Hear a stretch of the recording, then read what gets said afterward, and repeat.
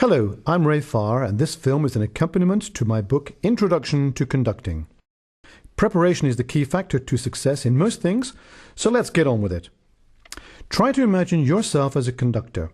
Visualize and imagine yourself in front of a band, and as you do that, try to think of the wonderful opportunities you could have and the positive advances you could make in your musical development and your musical career.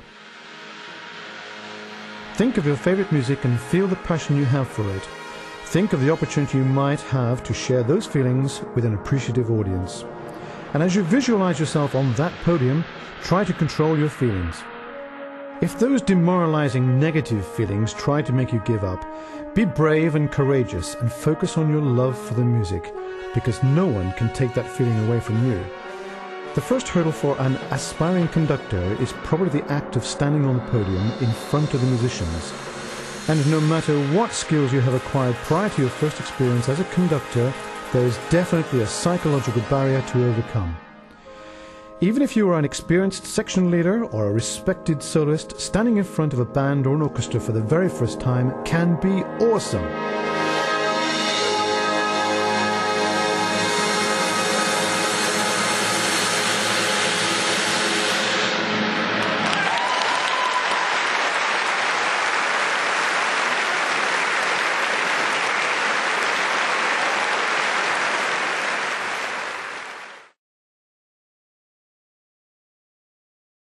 Try standing with your feet slightly apart in front of a music stand.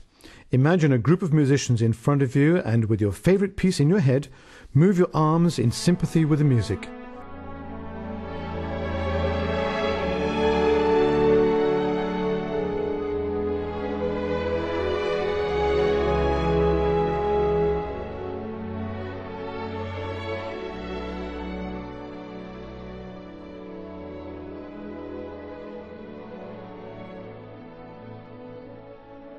At the same time, breathe deeply and become aware of all the muscles in your body from top to toe.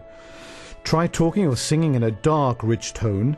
If your voice has a Mickey Mouse quality, then there is some unwanted tension that needs to be released. Find a way to relax and feel rooted and strong. You are building an image of yourself as a conductor.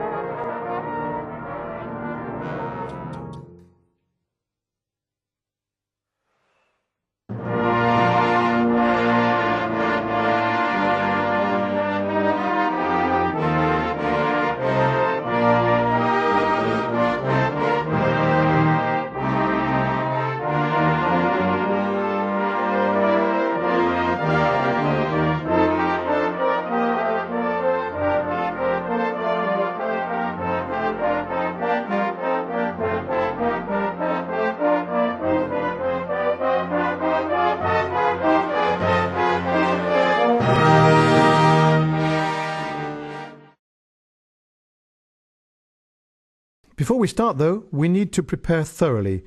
We need to really know the score by intense study and research. Or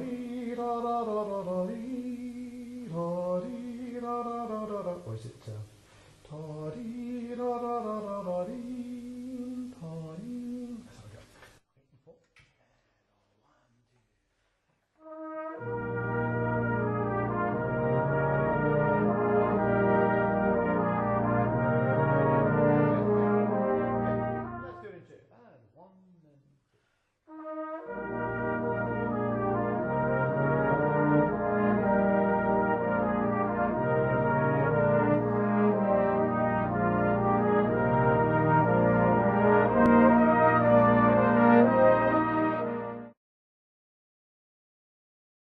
As conductors, we need to have in our heads a clear oral impression and a strong feeling for each moment of the music, a split second before we conduct it.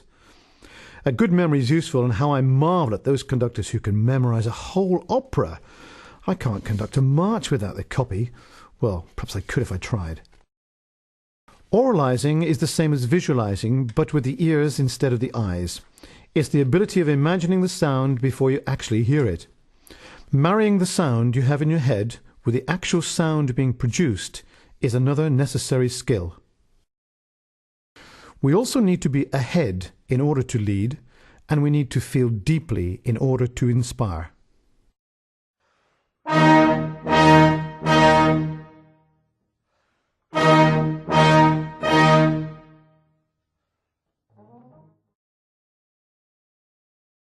Now, 4 members from the Fishburne Band will play us a 4-part hymn. Try writing down each part by oral dictation.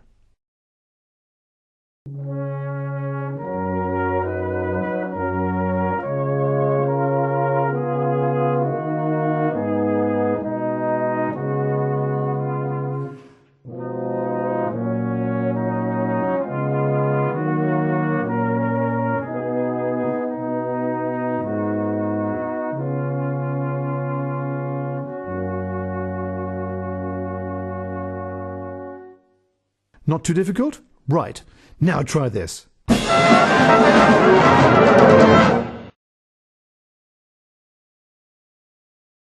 Let's try some simple starting and stopping. Breathe with the musicians, think positive thoughts, and be a leader.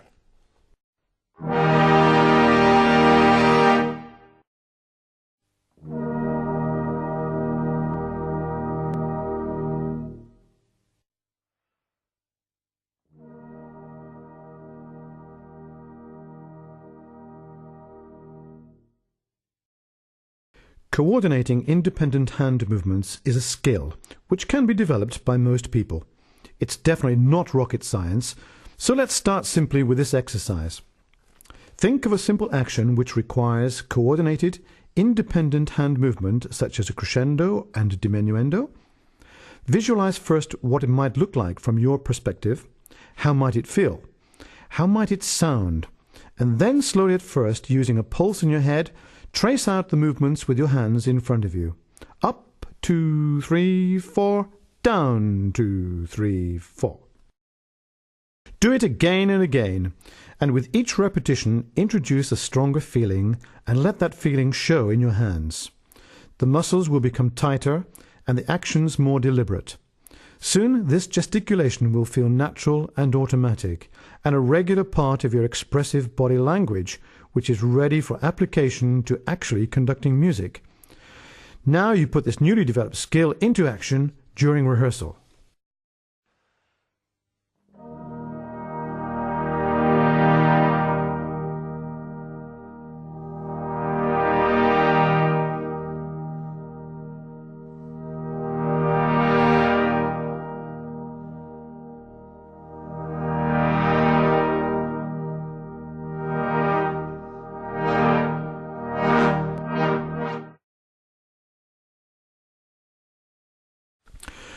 Conducting is, in a small way, acting with a bit of ballet thrown in. So if you are shy by nature, and I used to be, you could try the technique mentioned earlier, that of building a mental model for yourself. Build in your imagination a model of a conductor, how he or she would behave, feel, talk, and control and express the music. Then, metaphorically, step into that model. After a while you'll feel comfortable with that model, and eventually you will actually become that model. Before you raise your hands, you should formulate a personalized approach to the music. Next, you need to visualize, oralize, and feel the emotion in music even before there is a sound. Also, imagine the hand and body movements. As you raise your arms, give your musicians time to prepare themselves. Look around with a sense of urgency and positive willpower and determination, and then you start.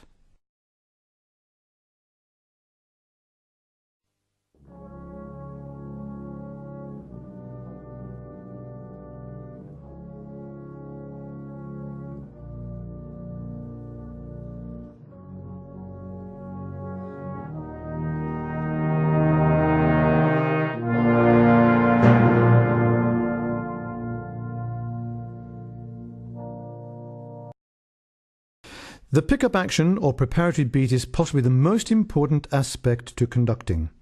You can tell the quality of a conductor simply by the pickup.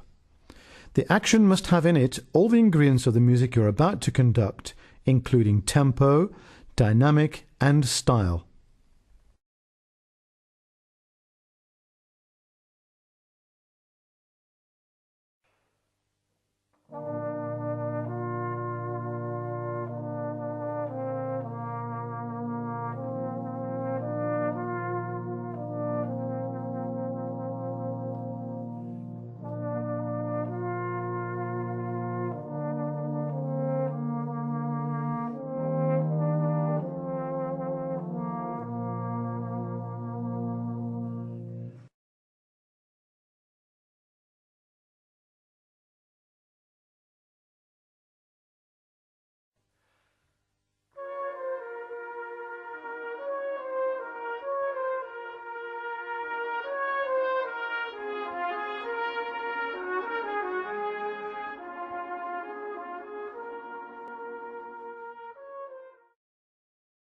It's okay to use both hands together in a mirror image, but try to keep this action to a minimum.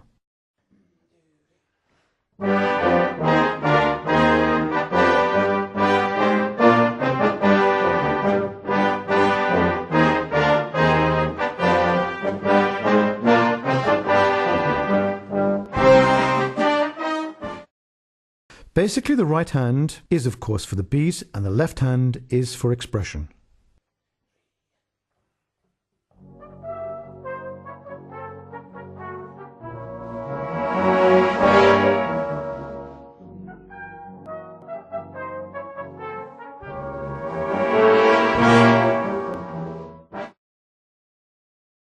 Before we look at beating patterns, I must mention the click or ictus. The ictus of a conductor's hand wave is the moment of reverse direction of the hand movement that signifies to a performer where the beat lies in the music. This is important. Try to make this happen at the bottom of the wave, not the top. Of course, if the music is soft and calm, then there will be very little ictus. But when the music becomes more rhythmic, then the ictus needs to be more pronounced. This is important, but I think that if you are conducting with integrity, you don't need to do anything extra to what you feel. Try to avoid walking about, but a little bit of footwork is okay. There is a technique which I sometimes employ during rehearsals, and that is having a metronome on the music stand and conducting to the flashing light. It makes life complicated, but if you want to feel secure at a certain time change, it can be most useful. I offer some advice on tuning problems later in my book, but while I'm discussing the use of a metronome, I can also highly recommend the use of a tuning machine in rehearsals. The technique of using one is easily acquired.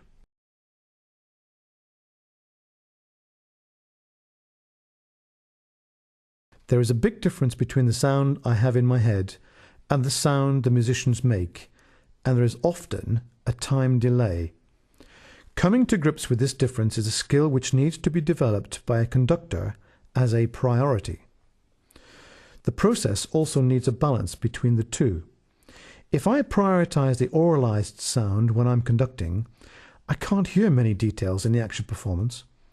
If I shift the balance in this process to focus on the performance, then I am less aware of my own technique and the musical concepts I have in my head.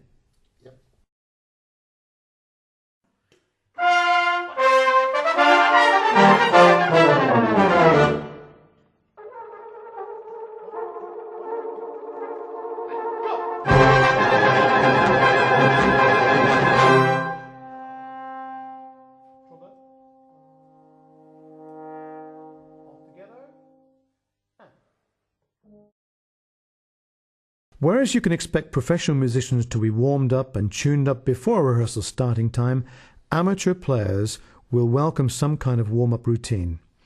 I like to start a rehearsal with a hymn tune or two for my own benefit, but often time is so short and there is so much to do that you have to plough straight into the program. During the warm-up session, the players are not only warming up their instruments and embouchures, they are attuning their aural skills and making mental preparations too. I will often vary the speed of a hymn tune or the dynamics or the expression in order to gain control and a tight response from the musicians. The exercise is also quite useful to sharpen my own aural skills.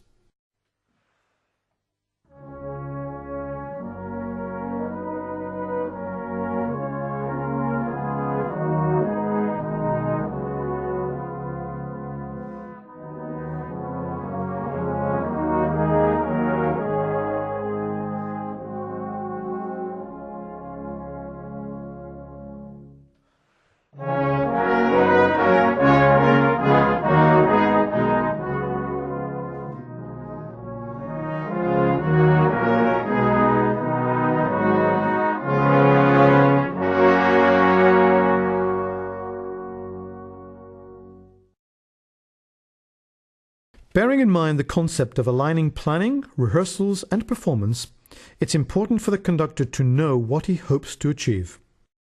When the aims are clear in your head, give clear and understandable instructions. As well as being articulate, A conductor should be concise and specific and always use a positive manner. A rehearsal technique I use frequently is to disassemble the music, polish the detail, and then, slowly at first, put it back together. It's the detail in a performance which gives it style and quality. Okay, can we just rehearse the chords, please? Letter F, bar 8, all this triple timing stuff, please. Okay, 1 and 2, and. That's very good. Can we have the same place, please, in the... can we have the same thing in the melody line, please? Letter F, bar 8, and let's go. 1 and 2. Okay. Even cleaner, please, even tighter. 1 and 2.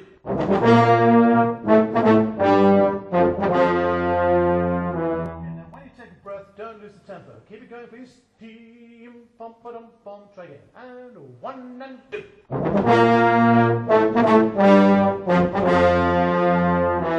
Excellent. Now let's put it together, please. So it's a little bit of an introduction from the chorus.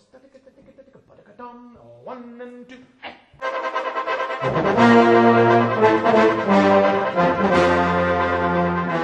It's pretty good, but I want it even better, please. Even tighter ensemble. Get that triple tang really going, chorus. And 1 and 2.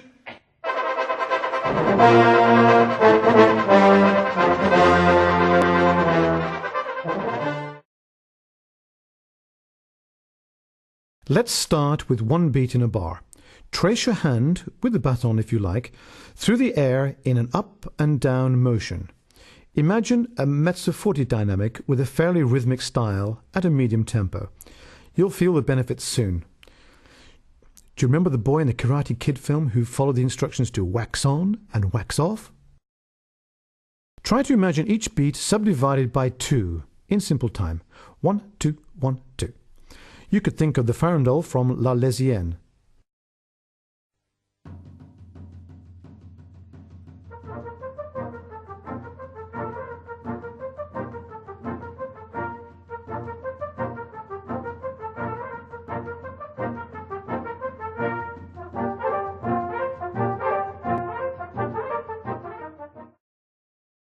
And also by 3, which is compound time.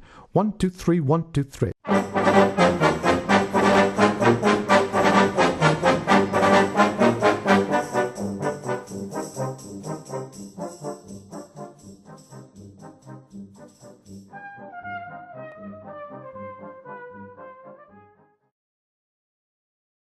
Next we have 2 beats in a bar, and here we definitely need 2 beats, not simply a down-up movement.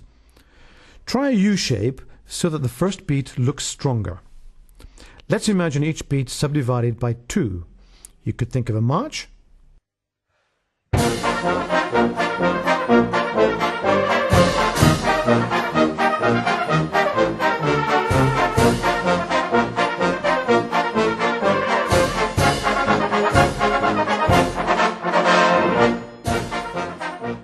Or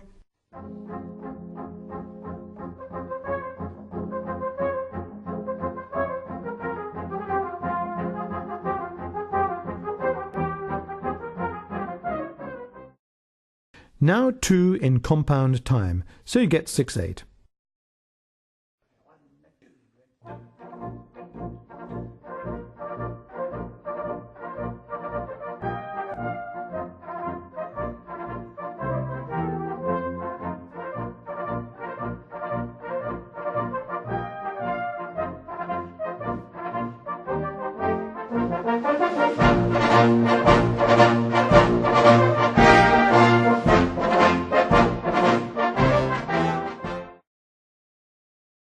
Next is 3 beats in a bar, down, right, up, in a triangle. In order to make the 3 distinct beats, you will need to be a bit flowery. The first beat goes to the left, in fact, after the ictus. The second comes across your body, and the third is a bit like the second beat in 2/4. With the 3 beats, try to feel strong, weak, weak. With each beat subdivided by 2, we get 1 and 2 and 3 and...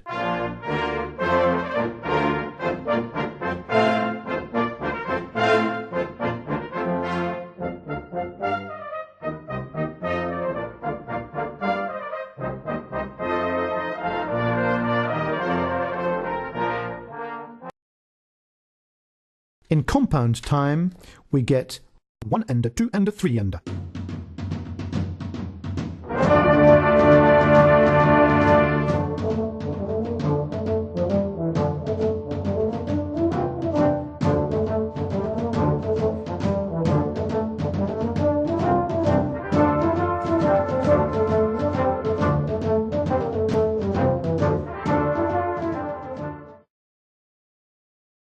Next is 4 beats in a bar, down, left, right, up.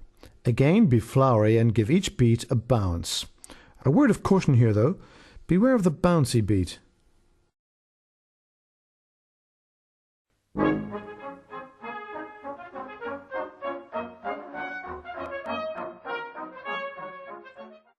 And something in 12/8.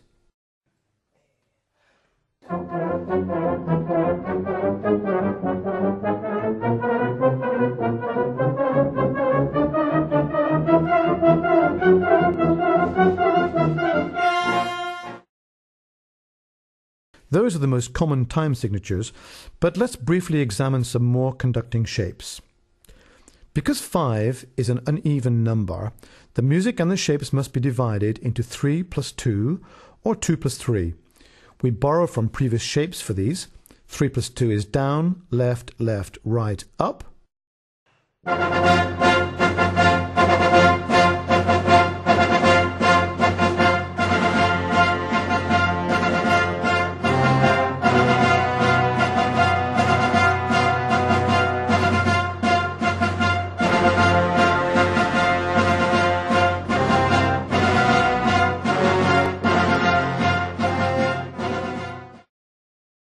2 plus 3 is down, left, right, right, up. The beat that goes across your body is the second strongest beat. We'll need that a lot.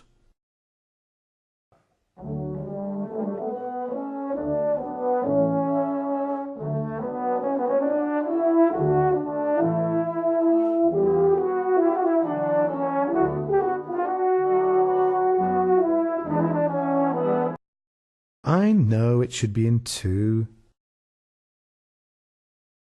Beating in 6. This can be divided 3 plus 3 or 2 plus 2 plus 2. And so we need some beating patterns which reflect the difference in the strength of the pulse. 3 plus 3 is down, left, left, right, right, up.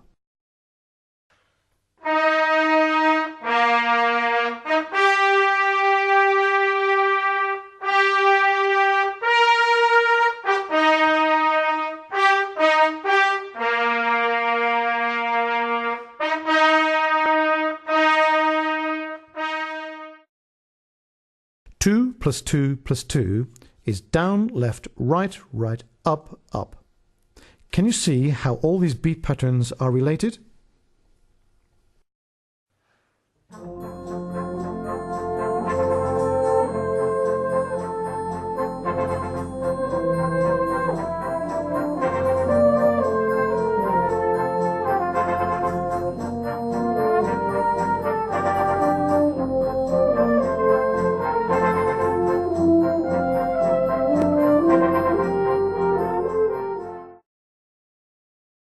Beating in 8 is quite common, so you will need to master this. 8 is usually divided 2 plus 2 plus 2 plus 2 and is similar to 4 beats in a bar but with subdivisions.